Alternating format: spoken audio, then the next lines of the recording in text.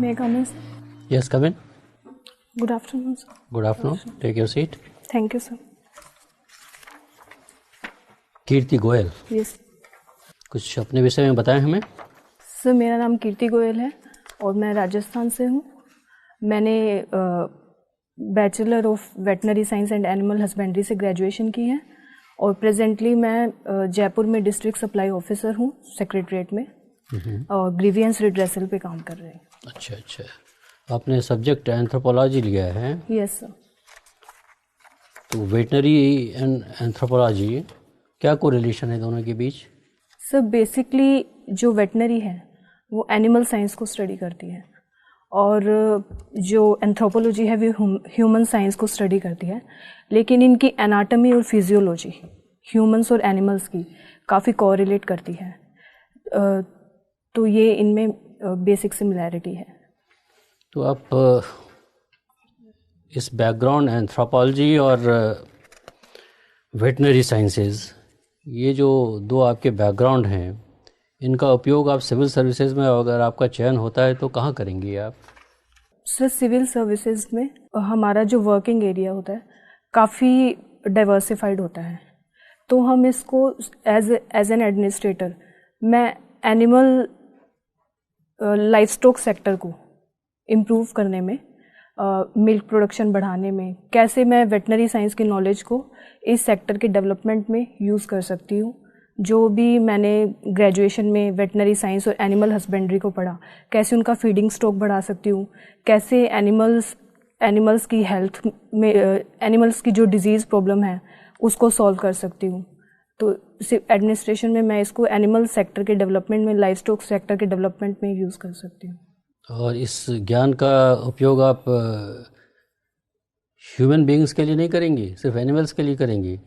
जैसे दूसरे शब्दों में आपको बोलना चाहता हूँ, मान लीजिए आपका चयन हो जाता है और आप राजस्थान की हैं, राजस्थान में ही आप प्रशासनिक सेवा में चली जाती हैं, तो आपने अभी हमें बताया कि एनिमल्स के हेल्थ के लिए आप कंसर्न हैं और देखना चाह रही हैं। मेरा कहना है कि राजस्थान में जो अभी हेल्थ की समस्याएं हैं उससे आप वाकिफ़ होंगी। Yes sir.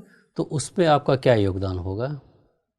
Sir, proper health management में कर सकती हूँ और इसके अलावा ह्यूमन डेवलपमेंट में जो लाइफ स्टॉक सेक्टर है वो इकोनॉमिकली, जैसे राजस्थान डेजर्ट एरिया है और वहाँ की जो इकोनॉमी है काफ़ी हद तक लाइफ स्टॉक सेक्टर पे डेवलप करती है, डिपेंड करती है। तो ह्यूमन का इकोनॉमिक ग्रोथ कैसे हो सकती है लाइफ स्टॉक सेक्टर की हेल्प से, जैसे कि डेयरी इंडस्ट्री को डेवलप करके या फिर मीट इंडस्ट्री, वूल इंडस्ट्री, इन सब को डेवलप करके जो राजस्थान की इकोनॉमी को कैसे प्रमोट किया जा सकता है, जो इनडायरेक्टली ह्यूमन ग्रोथ से रिलेटेड है। तो चलिए, राजस्थान की महिलाओं के स्वास्थ्य के बारे में क्या बताना चाहेंगी हमें आप?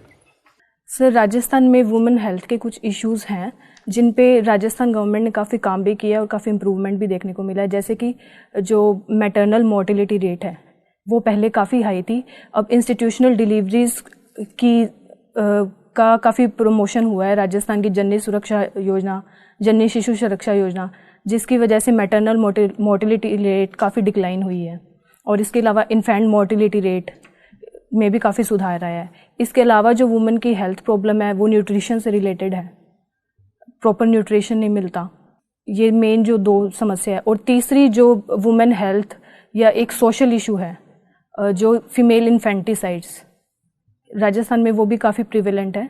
तो ये मेनली 3 इश्यूज़ हैं। अच्छा, ये बताएं, प्रायः समझा जाता है कि हमारे यहाँ हेल्थ केयर बहुत ही महंगा हुआ है।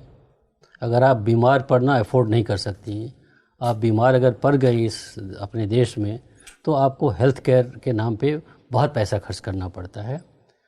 तो अगर आप प्रशासनिक सेवा में आती हैं तो कौन से कंक्रीट स्टेप्स लेंगी कि अफोर्डेबल आप हेल्थ सर्विसेज आप दे पाएंगी? सर, बेसिकली 3 स्टेप्स लूँगी मैं हेल्थ सिस्टम को प्रमोट करने के लिए, ताकि हम उसको अफोर्डेबल बना सकें। सर, फर्स्टली जो गवर्नमेंट स्कीम्स हैं, जैसे राष्ट्रीय स्वास्थ्य बीमा योजना है जो हेल्थ इंश्योरेंस प्रोवाइड करती है पुअर सेक्टर को, तो सर उसका प्रॉपर इम्प्लीमेंटेशन करना और जो हमारी जनरल पब्लिक है उसको इसके बारे में अवेयर करना, क्योंकि जो सबसे बड़ी दिक्कत देखने में आती है वो ये है कि लोग अवेयर ही नहीं है कि उनके लिए कोई हेल्थ इंश्योरेंस स्कीम भी है। तो मैं एज ए एडमिनिस्ट्रेटर इस स्कीम को प्रमोट करूँगी ताकि लोग हेल्थ इंश्योरेंस ले, जिससे उनका जो आउट ऑफ पॉकेट एक्सपेंडिचर है कम हो सके। और सर इसके अलावा मैं पब्लिक हेल्थ सिस्टम और प्राइवेट हेल्थ केयर इन दोनों में कोलैबोरेशन करूँगी ताकि जो प्राइवेट हेल्थ सिस्टम है वो भी लोगों के लिए कुछ हद तक अफोर्डेबल हो सके। और सर थर्ड मेन जो समस्या देखने को आती है सामने वो डॉक्टर्स की अवेलेबिलिटी नहीं होना, प्रॉपर हेल्थ इंफ्रास्ट्रक्चर नहीं होना। तो सर मेरे लिए ये भी एक इम्पॉर्टेंट इशू रहेगा। ये भारत सरकार ने अभी हाल फिलहाल में एक बड़ा ही साहसिक कदम उठाया है हेल्थ सेक्टर में, पता होगा आपको। Yes sir. तो आपका क्या विचार है, ये जो कदम भारत सरकार ने उठाया है ये प्रशंसनीय है, और दूसरा ये क्या कदम इम्प्लीमेंटेबल है?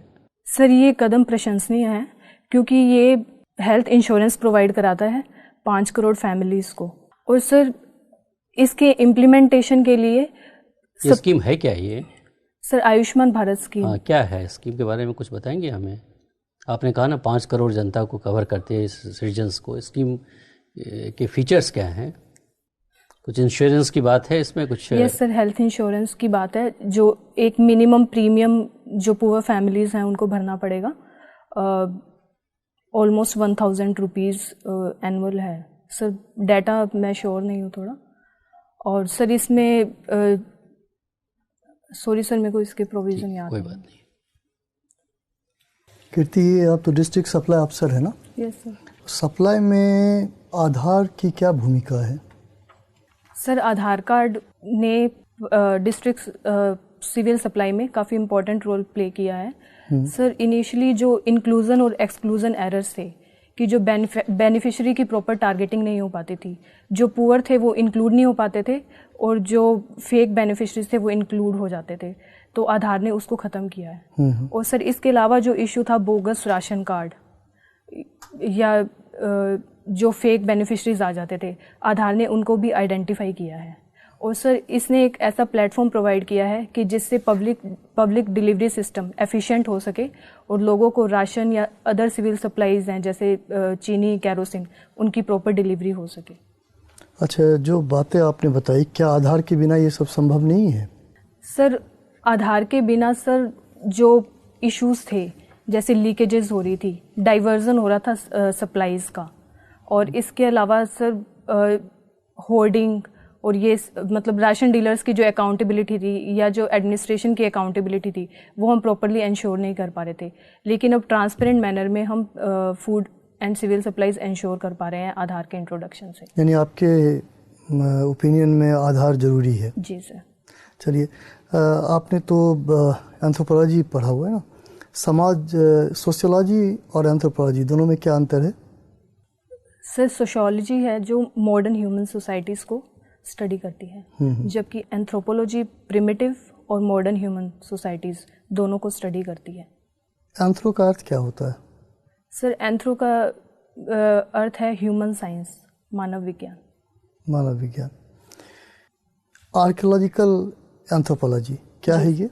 सर आर्कियोलॉजिकल एंथ्रोपोलॉजी स्टडी करती है जो ह्यूमन रिमेन्स या मटेरियल रिमेन्स जो हमें एक्सकेवेशन से मिलते हैं, जिसके थ्रू हम प्रिमिटिव सोसाइटीज़ को स्टडी करते हैं। फॉर एग्जांपल, अगर हड़प्पा के रिमेन्स मिल रहे हैं तो हम उनकी सोसाइटीज़ को स्टडी करते हैं कि कैसा उनका रहन सहन था, कैसा उनका खान पान था, क्या उनका कल्चर था। तो ये सब स्टडी करने में हेल्प करती है आर्कियोलॉजिकल एंथ्रोपोलॉजी। तो इतिहास वाले भी तो यही काम करते हैं, तो इतिहास और आप में क्या अंतर है?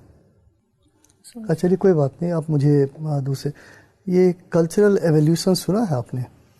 Culture evolution? हाँ। Yes sir. क्या है ये? सर ये कल्चर का एवोल्यूशन शो करता है कि कैसे सोसाइटीज़ डेवलप हुई।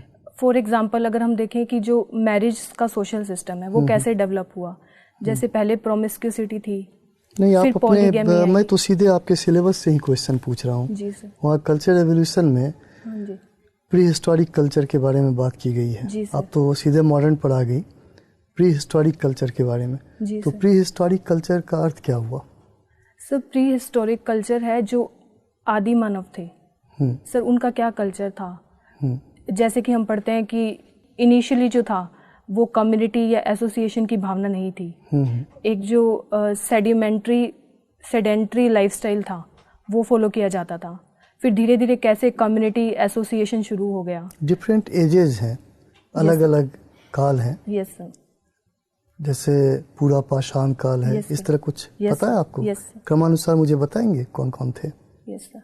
सर लोअर पेलियोलिथिक पीरियड था, फिर मिडल पेलियोलिथिक पीरियड आया, उसके बाद अपर पेलियोलिथिक पीरियड आया सर, फिर हड़प्पा इंडस सिविलाइजेशन आई। मेसोलिथिक छोड़ देंगे हम, मेसोलिथिक पीरियड। Sorry sir. चलिए कोई बात नहीं, इसको छोड़ते हैं।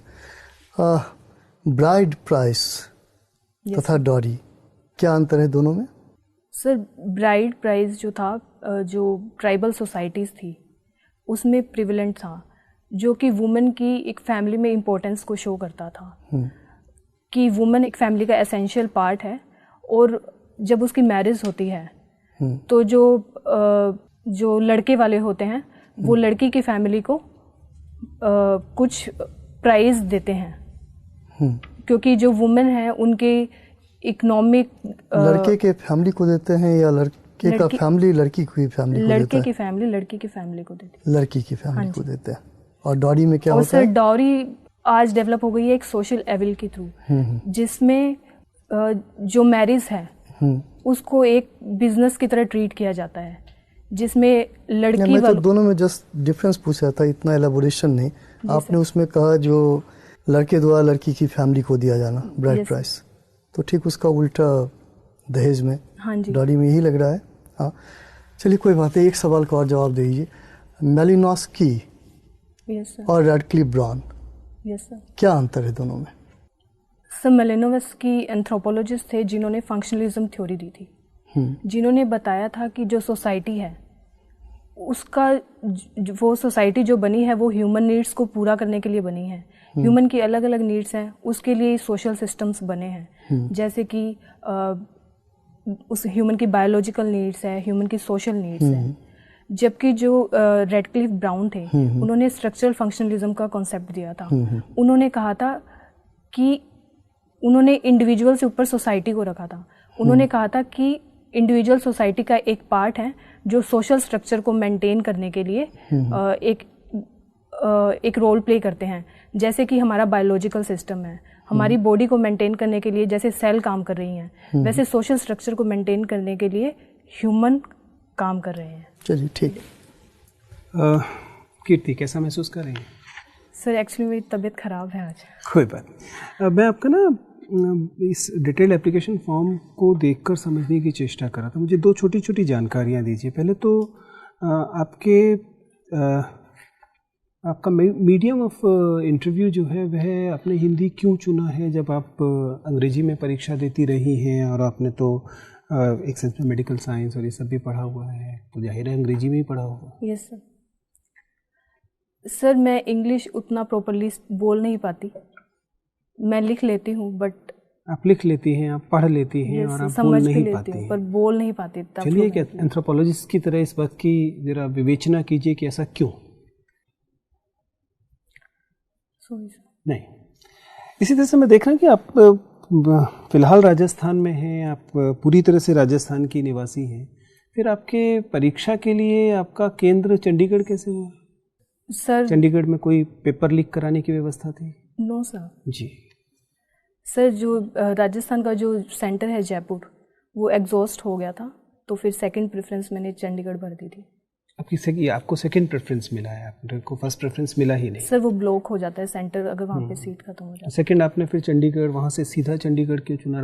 उसके रास्ते में तो बहुत सारी चीज़ें आई होंगी। सर चंडीगढ़ मेरे फ्रेंड्स का भी सेंटर था, तो इसलिए मैंने भरा। चलिए खैर, मैं आपको ध्यान से सुनने की कोशिश कर रहा था। मुझे बताइए कि मनुष्य का जब विकास हुआ और इस विकास की प्रक्रिया में कम से कम दो महत्वपूर्ण चरण उसके आते हैं। एक तो वो जब वो इरेक्टस होता है, जब वो दो पैरों पे चलना शुरू करता है, और दूसरा उसके मस्तिष्क का आकार, खोपड़ी का आकार, स्कल का साइज बढ़ता है। इन दोनों ने सबजुगेशन ऑफ वेमेन में, स्त्रियों के मातहतीकरण में क्या भूमिका अदा? इट इज़ जनरली सेड कि अगर ये दो घटनाएं नहीं होती, मनुष्य उसी कपि मानव स्थिति में होता जिसमें वो चार पैरों पर चल रहा होता और उसकी स्कल साइज इतना नहीं बड़ा होता जैसे कि चिंपैंजी के केस में और ओरंगुटन के